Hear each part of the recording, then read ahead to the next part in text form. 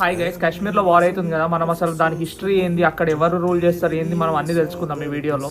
1947లో partition అయినప్పుడు ఏమైందని చెప్పేసి అంటే ఇండియాకి పాకిస్తాన్కి గొడవలైనప్పుడు పాకిస్తాన్ వాళ్ళ క్లెయిమ్ ఏందని చెప్పేసి అంటే మొత్తం జమ్మూ అండ్ కాశ్మీర్లో ముస్లిమ్సే ఉంటారు, సో మాకే ఇచ్చేసేయాలి, ఇది మాకే కావాలి, మా పాకిస్తాన్లో కలిపేసుకోవాలి మేము అని చెప్పేసి అంటాడు. ఆ టైంలో జమ్మూ అండ్ కాశ్మీర్ని రూల్ చేసేదేమో రాజా హరి సింగ్. తను ఏం చేసిండని చెప్పేసి అంటే తను ఒక హిందూ రూలర్, బట్ అక్కడ అందరు మెజారిటీ ముస్లిమ్స్ ఉన్నారని చెప్పి చాలా న్యూట్రల్ ఉండే. బట్ ఈ గ్యాప్లో పాకిస్తాన్ వాళ్ళకి వచ్చాగదు కదా, వచ్చేసి రాళ్ళు. అప్పుడు రాజా హరి సింగ్ ఏం చేసిండని చెప్పేసి అంటే ఇండియాతోనే ఒక అగ్రిమెంట్ తీసుకుంటారు, మీరు మాకు సపోర్ట్ చేస్తే మా జమ్మూ అండ్ కాశ్మీర్ని మీ దాంట్లో కలిపేస్తామని చెప్పేసి ఒక అగ్రిమెంట్ సైన్ చేసిండు.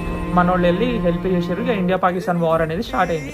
అయిన తర్వాత ఏమైందని చెప్పి అంటే 1950లో యునైటెడ్ నేషన్స్ వాళ్ళు వచ్చి ఇదంతా కొంచెం ఎక్కడికో వెళ్ళిపోతుంది అని చెప్పేసి వీళ్ళిద్దరి మధ్యలో మీడియేటర్ లెక్క యాక్ట్ చేసి ఏం చేశారు అని చెప్పేసి అంటే ఒక లైన్ ఆఫ్ కంట్రోల్ అనేది డ్రా చేశారు జమ్మూ అండ్ కాశ్మీర్లో. చేసి ఒక పార్ట్ ఏమో మొత్తం ఇండియాని రూల్ చేయమని చెప్పారు, ఇంకో పార్ట్ ఏమో పాకిస్తాన్ వాళ్ళకి ఇచ్చేసారు అనమాట. మన ఇండియాలో తీసుకున్న రీజన్స్ ఏందని చెప్పేసి అంటే జమ్మూ అండ్ కాశ్మీర్, ఇంకా లడక్, అండ్ పాకిస్తాన్ వాళ్ళేమో గిల్గిట్ బాలిస్తాన్, అండ్ ఇంకోటేమో ఆజాద్ జమ్మూ కాశ్మీర్ వాళ్ళకి ఇచ్చేసారు.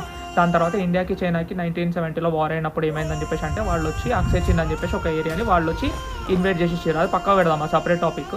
సో ఇక్కడ ఎవరు రూల్ చేస్తారని చెప్పేసి మీకు క్వశ్చన్ వచ్చి ఉంటుంది. సో దీనికి ఆన్సర్ అయిందని చెప్పేసి అంటే స్టార్టింగ్లో రాజా హరి సింగ్ 1947లో ఏదైతే అగ్రిమెంట్ సైన్ చేసిండో దాని ప్రకారమే ఇండియాలో కలిపేస్తా అని చెప్పేసి చెప్పారు. బట్ దాని తర్వాత ఏమైందంటే కొంతమంది లీడర్స్ వచ్చి మాకు స్పెషల్ స్టేటస్ కావాలి అని చెప్పేసి వాళ్ళు రిక్వెస్ట్ చేస్తే 1950లో ఇండియా వాళ్ళు ఒక ఆర్టికల్ని డ్రాఫ్ట్ చేశారు.